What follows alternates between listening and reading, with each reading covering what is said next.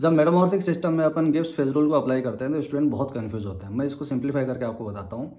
Gold स्कीमेटेड mineralogical phase rule जो अपन metamorphic system में apply करते हैं वो ये बोलता है कि जब भी आप कोई एक रॉक सैंपल उठाते हो मेटामॉर्फिक टेरेन से, मोस्ट प्रोबेबली वो आपका एक डाइवेरेंट फील्ड से होगा जहाँ पे डिग्री ऑफ फ्रीडम 2 होती है।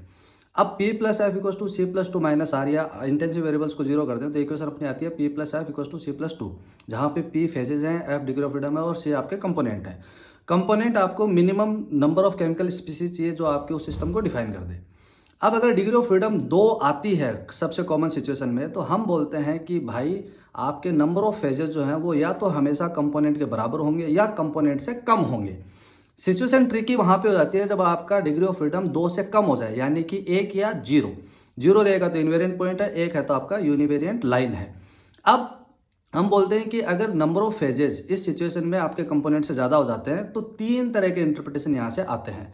पहला इंटरप्रिटेशन ये है कि हो सकता है कि आइसोग्रेड पे आपकी मेटामॉर्फिक रिएक्शन चल रही हो जो किसी ना किसी तरीके से एक फेज को कंज्यूम करवा के डिसकंटिन्यूस रिएक्शन बनेगी और आपके नंबर ऑफ फेजेस है वो कंपोनेंट के वापस बराबर हो जाएगा। और मान के चलते हैं कि ये रिएक्शन आपकी यूनिवेरिएंट लाइन या आइसोग्रेड पे हो रही है जहाँ पे कॉन्स्टेंट ग्रेड ऑफ मेटामॉर्फिज्म की वजह से टेम्परेचर और प्रेशर कॉन्स्टेंट होते हैं और इक्विलिब्रियम अचीव हो जाता है। और उस सूरत में जो आपका इक्विलिब्रियम मिनरल असेंबलेज बनेगा जिसको अपन बल्क केमिकल कंपोजिशन से रिलेट कर देते हैं, जो मैंने आपको एस्कोला के मेटामॉर्फिक फेसिस के कॉन्सेप्ट में भी एक्सप्लेन किया था। अब जो एक दूसरा इंटरप्रिटेशन है कि या हो सकता है कि आपका मेटामॉर्फिक सिस्टम जो है वो डिसइक्विलिब्रियम में हो। अगर है तो फेज रूल आप इक्विलिब्रियम सिस्टम पे अप्लाई करते हो, तो अब आपके नंबर ऑफ फेजेस जो है कंपोनेंट से कितने भी ज्यादा हो सकते हैं उससे हमें कोई मतलब नहीं रहता। फिर आपका तीसरी सिचुएशन आती है कि अगर आपके number of phases number of component से ज़्यादा हो रहे हैं तो हो सकता है कि आपने कंपोनेंट को सही तरीके से काउंट ही नहीं किया हो।